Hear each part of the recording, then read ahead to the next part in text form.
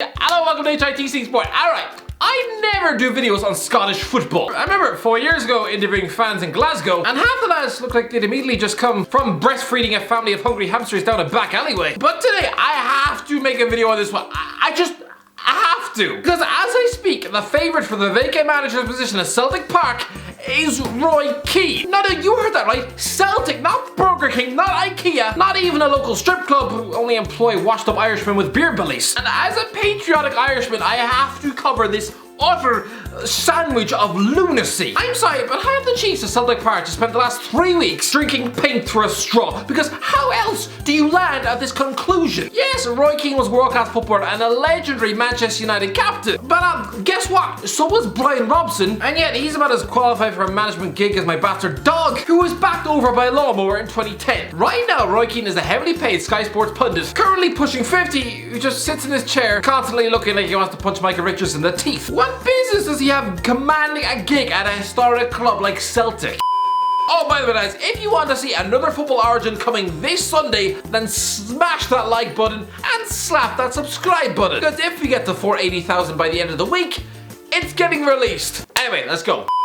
I know it's in vogue right now for big clubs to just shove their scouting network in a bin and instead just give the job to a former legendary player. But lads, does nobody remember Keane's stint at Celtic? It was like stuffing a sack of undercooked potatoes into an ill-fitted green top. The guy's body had checked out, injuries had utterly ruined him, and people just try to whitewash the fact that the lasting memories of him on a football pitch were getting dumped out of the Scottish third round by Clyde, and that's the last time Roy Keane ever set foot on an opposing pitch as a player was a 3-0 defeat to Hearts. That was his last away day. Right, we know this man used to have a bad time of it on Tyneside. Here he was, ending his glittering career in disaster at Tynecastle, being utterly ripped apart by Paul Hartley. I'm sorry, but a Champions League winning midfielder with 7 Premier League medals in his locker to be waltzed off the park by a future Bristol City bag of sweat, it's like Deontay Wilder being sparked out by Deji. As a player, Keane was just an embarrassing 10-game publicity stunt who you should want to delete from your history. Don't in 21 offer him a management gig. Jose Mourinho is struggling in the modern game because he says modern young players are brats. And he's right, because back in the 90s, teenage stars were being told to scrub the dressing room toilets and clean the senior players' boots. Imagine now when 16-year-olds are demanding wages of 30 grand a week. Imagine telling them to stick their head in a toilet bowl now. Back in the day, sure, they would gladly have to scrub the remains of Robbie Savage's lunch off the inside of the bowl. But now, you'll have about 7 angry dads immediately beating down your door. Keane played football in an era where Brian Clough actually punched him in the face after a game. Nowadays, if you even fail to wish these lads a happy birthday, you're accused of being a serial bully. Roy Keane has been begging for a management job since 2011. That is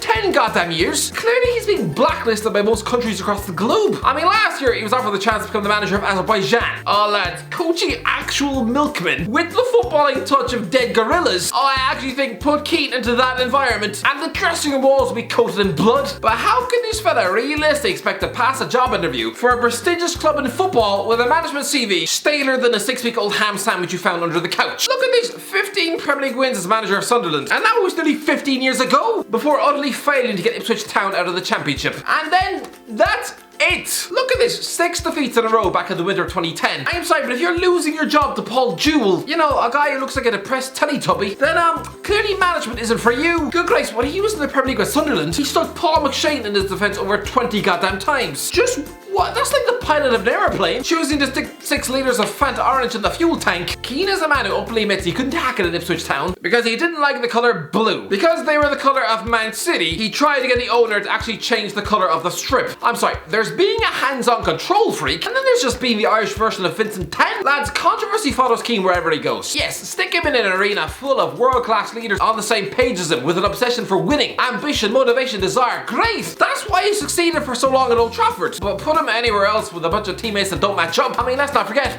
he quit Ireland on the eve of a World Cup. While at Sunderland he had bust-ups with half the team, apparently wrestling with Liam Lawrence in his office. This is the guy who has admitted he had a fist fight with Jonathan Walters in his office at Ipswich. And even those incidents were over a decade ago. What do you think the dressing room is like now? Probably just 20 lads sitting in a circle on their iPhones, comparing their latest TikTok videos. Stick Keane in that environment of emojis, Instagram and goddamn selfies. Oh, he'd be swinging punches by 10 o'clock. I mean, even me, when I think of TikTok, I just think of that annoying Kesha song. When Keane thinks of TikTok, he probably thinks it's the sound of a clock. This guy looks like someone who would probably rip out your gallbladder, stick it in a sandwich and make you eat it for lunch. He is a scary human who does not belong in the modern game. Even as an assistant coach at Aston Villa, he had fights with Fabian Delph, Gabriel Bonlahor, even while assistant to Martin O'Neill with Ireland, again fighting with half the squad, including Walters again, Harry Arthur, Stephen Ward, and he only lasted 5 months at Nottingham Forest. Good Christ, Keane was stuck in an Ipswich dressing room with an internet prankster like Jimmy Bullard. How did he not drown the guy in the dressing room urinals? I need to know this. How did Bullard leave that club with his life? But it's pretty conclusive. Modern football players do not like Roy Keane. I see some Celtic fans point to a Sunderland miracle, striding into a struggling dressing room on the verge of a collapse and potential relegation to League One, something that would have been worthy of Netflix. Although since this was back in 2006,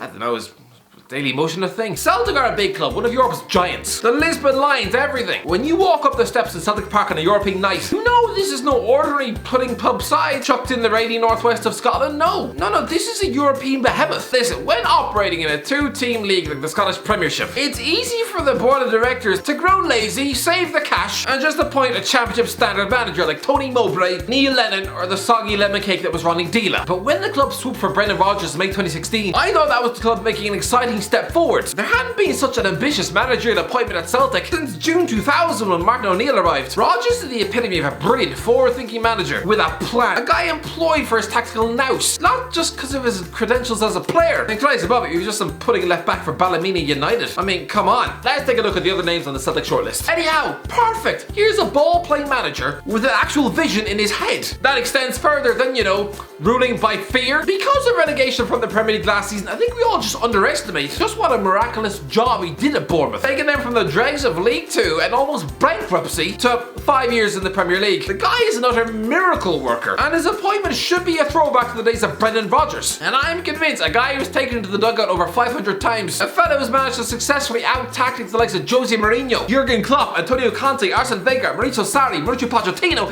and Carlo Ancelotti, then without a doubt, he would make Steven Gerrard suddenly look very much like the work experience kid. Thrice above after 4 old-firm derbies, I'm pretty sure Stevie G would just look like an emasculated mess, forced to just fetch Cow his morning coffee. Who else? Chris Wilder. Now on the face of it, the guy looks like one of those knuckle-dragging prehistoric dinosaur stereotypes who belongs in the managerial equivalent of Jurassic Park. People who read from the Gospel according to Big Sam. But lads, Wilder was actually one of the most progressive forward-thinking managers in the Premier League. Good grace, if Graham Potter introduced overlapping centre halves to Brighton, the guy would have the words football hipster repeatedly rammed down his throat. Mostly by me, but because Wilder looks like a middle-aged hobbit who probably has a Brexit bumper sticker on his car, you just assume he's another Neil Warnock or Nigel Pearson. No, again, he'd be a perfect appointment for Celtic. Good Christ, can you imagine him coaching on a European night at the San Siro? Make it happen. Who else? Enzo Maresca is one of the favourites, and Middlesbrough fans will remember him for scoring twice against them in a UEFA Cup final for Sevilla. Listen, this guy is the modern day Patrick Vieira, and that is not a compliment. He's currently built up some street cred because he coaches the kids at Man City. He's a former West Ham assistant coach. Not too much of a gamble. Steer clear, Celtic. You are not a set of training wheels for a guy with the managerial experience of a squashed fig roll. Who else? Frank Lampard is on the list, and again he's a tempting big name, and I think Lampard v Gerrard in an old firm derby might actually force the British media to drool into their morning shreddies on a daily basis. But am I the only one who thinks Lampard is probably now a broken shell of a manager who should probably just walk away from football forever? Maybe become a director of football or a pundit, because he's already had the pinnacle of his career, and that was the Chelsea gig. Is he really going to want to have the appetite and hunger to succeed in Scotland? He wants to be coaching Mason Mount in the Champions League, not picking Shane Duffy for a windy trip to Motherwell. I mean, come on. Who else? Rafa Benitez is currently 33-1, and considering he's out of work and clearly wants to move back to Britain to be close to his family, it almost makes sense, lads. He's the best possible man for the job. This guy is a managerial genius who's won trophies nearly everywhere he's been. If you could persuade Benitez to take the job, it would arguably be your most exciting managerial appointment of all time. It would once again legitimize you as a European superpower. And with Rafa, lads, forget the Europa League. You'd suddenly have a realistic chance of getting out of the Champions League group stages and sticking him against former player Stevie G. Oh lads, there's only one winner. Further down the list, you've got Nicky Butt, Darren Fletcher, and Kolo Toure. Which again, appointing any of those clowns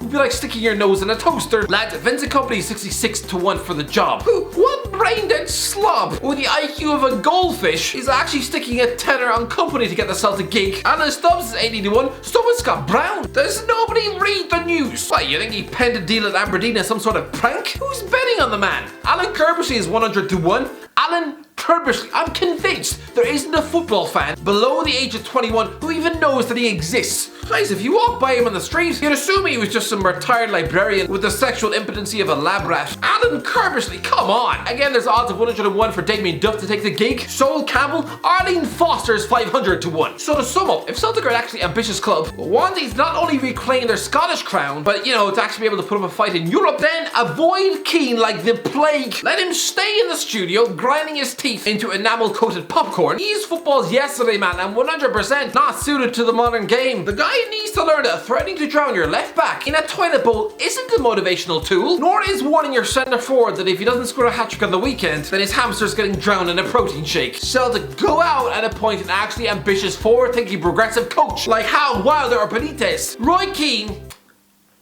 avoid at all costs. Anyway, that's it, let me know what do you think? Am I being too harsh? Is Roy Keane the miracle man after all? Let me know in the comment section below. If you enjoyed the video, don't forget to like, subscribe, and as always, I'll talk to you in a while.